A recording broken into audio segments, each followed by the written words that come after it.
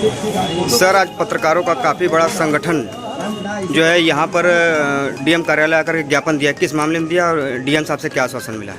मामला एक हमारे वीरेंद्र सरोज हैं, इनकी पत्नी एक दलित परिवार की पत्नी पर मारा जाता है, कुछ दबंगों द्वारा पीटा जाता है और वो जो थाने पहुँचती हैं तो 2 या 3 घंटे थाने में बैठी रहती हैं। ना उनका मेडिकल कराया जाता है, ना उनका एफआईआर दर्ज कराया जाता है। इसके बाद वीरेंद्र भाई चूँकि हमारे साथी हैं तो कुछ पत्रकारों को फ़ोन करते हैं, हमको भी फ़ोन करते हैं। हम पत्रकार साथी वहाँ पहुँचते हैं थाने पर और वहाँ के एसएचओ से वार्ता होती है, एप्लीकेशन दिया जाता है। एप्लीकेशन लेने पर एसएचओ महोदय द्वारा ये बताया जाता है कि मैं अभी जा रहा हूँ और जिसने ये ऐसी वारदात की है उसको पकड़ के ले आ रहा हूँ और इतना मुकदमा ला दूंगा कि फिर आगे कोई हरकत नहीं करेगा कि एक दलित के परिवार पर ऐसी उत्पीड़न किया जाए। लेकिन एसएचओ महोदय तो जाते जरूर हैं, लेकिन 1 घंटा के आने के बाद जब पत्रकार साथी उनसे पूछते हैं कि सर क्या हुआ उस मामले में, तो उन्होंने कहा कि नहीं हम तो गए थे, दबिश दिए हैं, मिला नहीं है। तो हम लोग पत्रकार साथी एसएचओ महोदय से बस इतनी बात कहे कि सर ठीक है, वो मिले या ना मिले मुकदमा कल होगा, लेकिन एक महिला उसी थाने परिसर में दर्द से करा रही थी, 3 घंटे से बैठी थी। तो हम लोगों ने यही कहा कि इनका मेडिकल करा दीजिए सर। तो एसएचओ महोदय का अब किस प्रभाव में आप देखेंगे। पहले उन्होंने क्या कहा कि अभी जा रहा हूँ और इतना तेज एसएचओ महोदय गए, उनकी उस समय की घटना को दाग देना पड़ेगा। तुरंत उन्होंने गाड़ी निकाला और गाड़ी निकालने के बाद तुरंत दबिश के लिए। लेकिन 1 घंटा के बाद जब आते हैं तो उनका भाषा और शैली आपको बता रहा हूँ, हम सारे पत्रकार साथी वहाँ मौजूद थे। उन्होंने यही कहा एक लाइन में कि कल मैं पहले सीसीटीवी कैमरा खंगालूंगा और उसमें पता करूंगा कि पीड़िता ने स्वयं अपने से मारा है कि विपक्षी मारा है। मैं पूछना चाहता हूं कि जहां पर सीसीटीवी फुटेज कैमरा नहीं है वहां दलित के परिवार की, दलित बहन बेटियों की इज्जत लूटी जाएगी, वहां किस बेस पे कार्रवाई होगी, मैं ये पूछना चाहता हूं। और वीरेंद्र सरोज एक दलित परिवार के साथ हैं और हम लोग उस दिन की घटना ये है। और इसके बाद जो है पुलिस जो है, हम लोग एसपी महोदय को फोन करते हैं, बहुत ही लूटी जाएगी, वहां किस बेस पे कार्रवाई होगी, मैं ये पूछना चाहता हूं। और वीरेंद्र सरोज एक दलित परिवार के साथ हैं और हम लोग उस दिन की घटना ये है। और इसके बाद जो है पुलिस जो है, हम लोग एसपी महोदय को फोन करते हैं, बहुत ही अच्छे एसपी महोदय हैं। डीआईजी को हमने अवगत कराया कि ऐसी मामला है, ऐसा ऐसा यहाँ हो रहा है। तुरंत मुकदमा होता है 7 धाराओं में, SC ST सहित पीड़िता के पक्ष से मुकदमा होता है।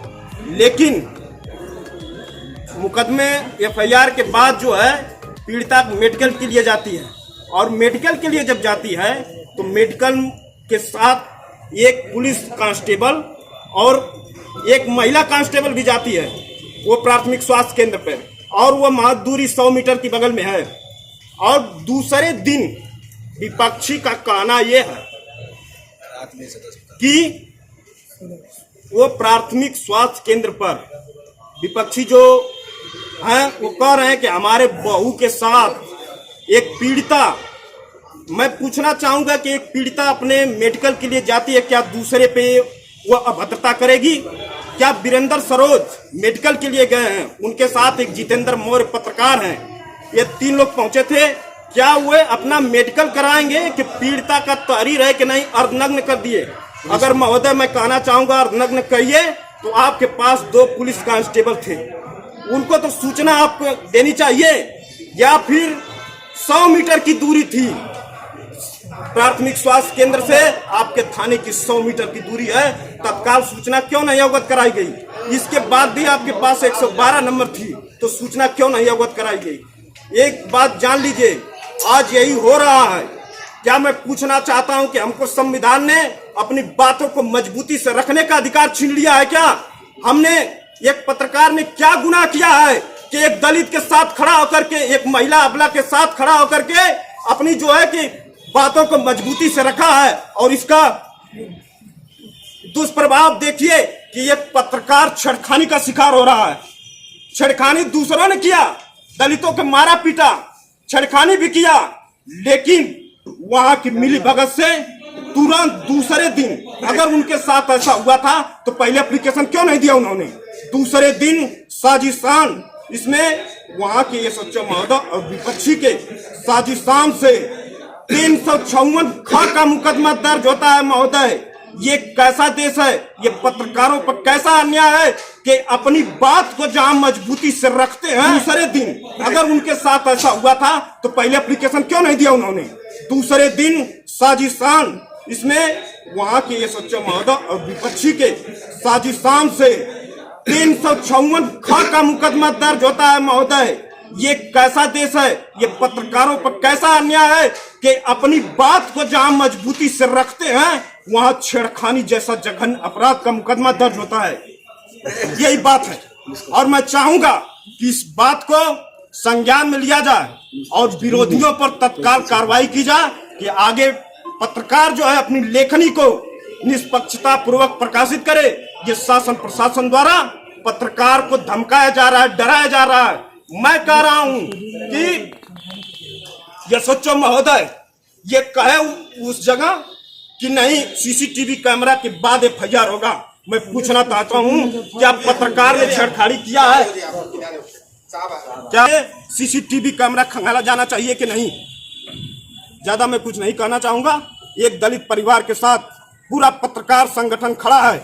अगर यहाँ से न्याय नहीं मिलेगा तो हम कोर्ट से लेकर के माननीय मुख्यमंत्री तक जाएंगे और पीड़ित को न्याय दिलाने का काम करेंगे। हाँ सर, अपना परिचय दीजिए। मैं कलीम आजमी राष्ट्रीय पत्रकार संघ भारत पूर्वांचल प्रभारी हूँ। आज मैं स्पष्ट कर देता हूँ कि अगर पत्रकारों के साथ उत्पीड़न बंद नहीं हुआ तो पत्रकार संघ बाध्य होकर आंदोलन के लिए तैयार होगा, जिसकी सारी जिम्मेदारी शासन और प्रशासन की होगी।